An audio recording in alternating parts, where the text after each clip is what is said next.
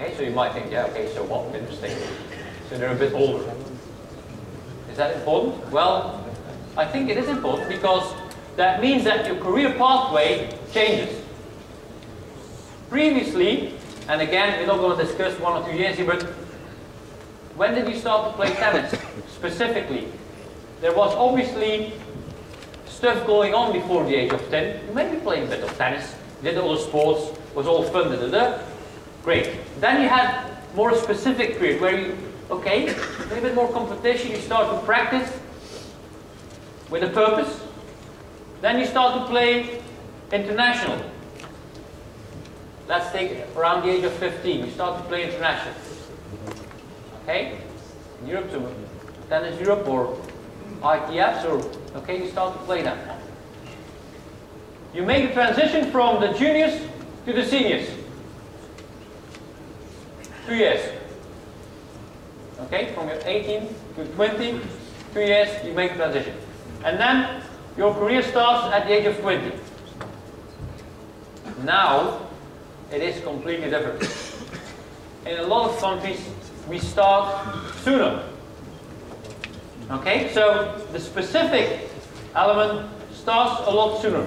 Players start to train specifically a lot younger. Players start to compete internationally younger. Okay? In Europe we have, Tennis Europe organizes 12 and under events. Okay, so we've got players competing at 12 and under internationally. 15 years ago that didn't happen. Okay? Right. The transition takes longer. We just saw the stat. I mean, it takes longer. So you have a longer period between your junior career and getting in the top 100. And not everybody gets there, obviously.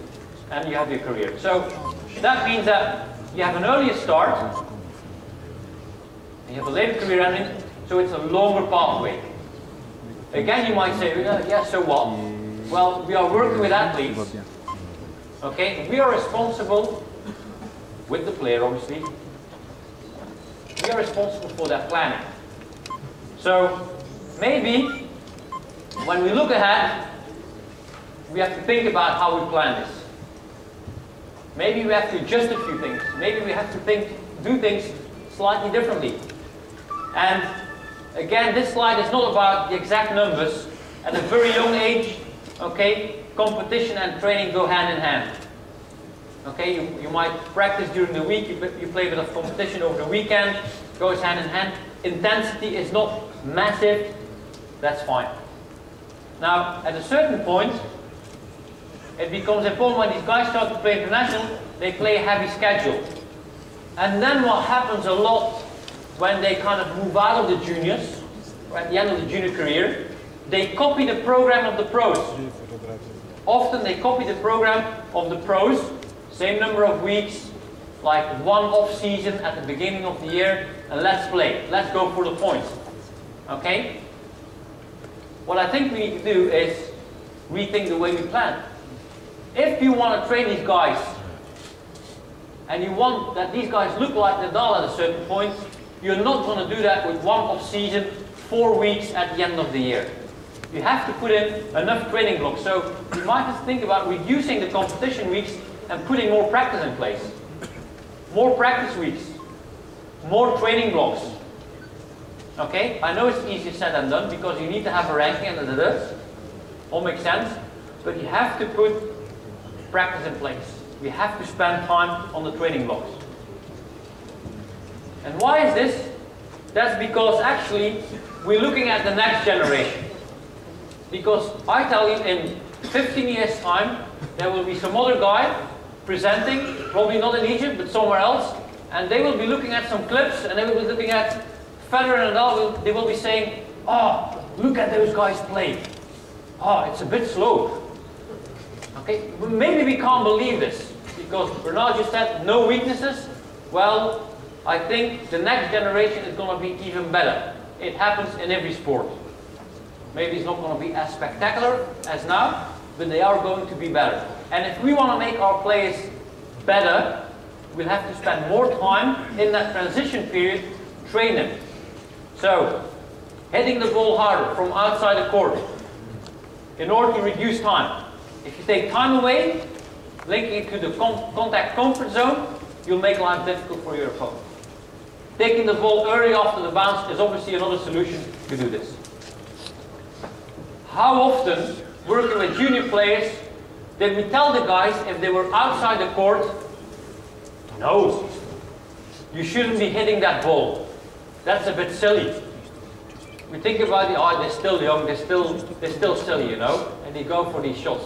Well, actually, they should be going for these shots. They should be training these shots, and they should be damn good at these shots, because that's going to hurt the opponent. You're not going to hurt the opponent just by playing very defensive, and once in a while, when you get the opportunity and you step in the court, nail the shot, because you won't get these opportunities anymore. Increase the space. So you take time away, you push the players. Somebody mentioned angles these days. Well, if you look at these guys at the top level, using that ball that's kind of 3/4 of the court, so not really close to the baseline, but then with pace and spin, it pulls the players up so wide that you get these situations that they have to stabilize the body and hit just from the upper body. That's what they want to see, because the quality of the shot, the next shot is going to be not as great, and then they can actually nail the next one. So we have to push the players, okay, and try to make life difficult and give them uncomfortable contact points. So, rethink the way we plan. We know they have to play more aggressively, all of that, so we have to spend time on that. So actually, we also have to rethink the way we train. And this is something that at conference and then coaches have been saying over and over again. So I'm saying almost the same thing as more specific training. So when you think about more specific training, think about less rhythm. How often when we do a session with players, do we spend quite a substantial amount of time on hitting from the back of the court, you know, that feeling the ball. Feeling the ball. Actually, you can spend that time, like the warm-up, already moving around. How often, and this is like the most easy change in the warm-up, how often, instead of just hitting down the middle, are you going to hit cross-court? With proper recovery. It's an unbelievably easy drill, but how often are we from the middle, feeling the ball? A few more, a few more, a few more. Challenge your players. Less rhythm, more move and hit. Try to make sure that you can tackle these areas. The more they practice moving out wide, and not just to the sideline, but actually even further, the more they're going to cope with it when they're playing a match. It's not about just coping with that when they play practice sets. You have to work on this during your training sessions. Right, more extreme situations in attack and defense. If you look at this picture, I mean, a lot of coaches will probably say, Novak, you know what? That forehand, you know, it didn't look really good. Your elbow was here, and then I don't want to see it there. No, extreme situations. Think about the dimensions. Try to give them the low contact points, the high ones. Let them improve the skill of adapting the technique, because that's what they will have to do in the match. Okay? So if you practice the whole time the comfortable contact points, right here and here, okay, what is that going to do to them? Okay, you actually have to practice the whole range of shots out there and not just the comfortable ones. Right, and this is like another nice example of that. More early situations, okay?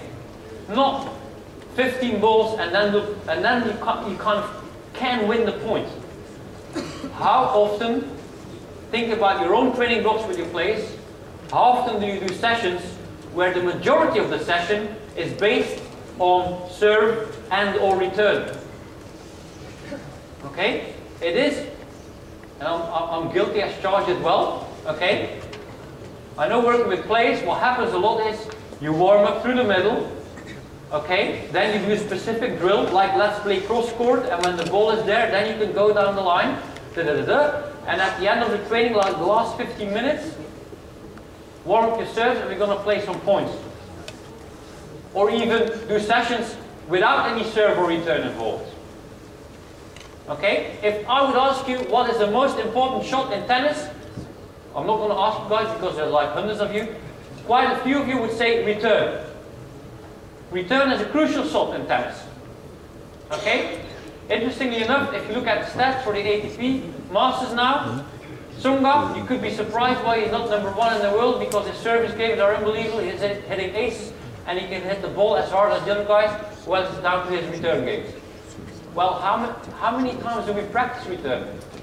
We probably practice return, but is that then with an intention to improve that return? Specific directions coming from specific serves? Or is that just part of the match practice? How much time do we spend on training, practicing return? Right. So, for me it's all about increasing that contact comfort zone.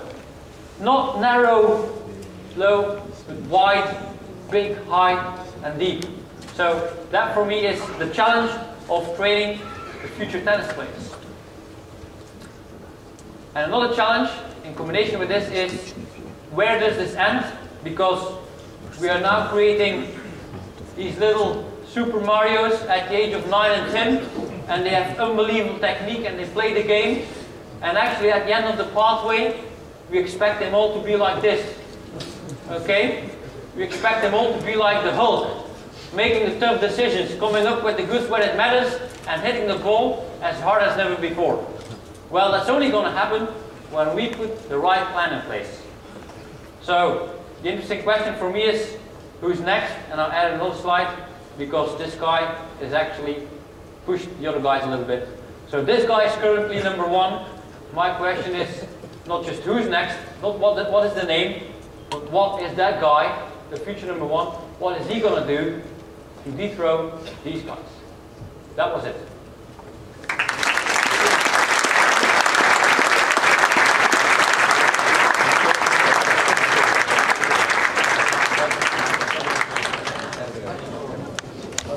So there's no time for questions, sorry. Guys, on all your behalf, I just wanted to thank Max for a fantastic presentation. I think it was very interesting to see where tennis has come from and where it might be going in the future. We really appreciate him being here. So thanks very much for your presentation.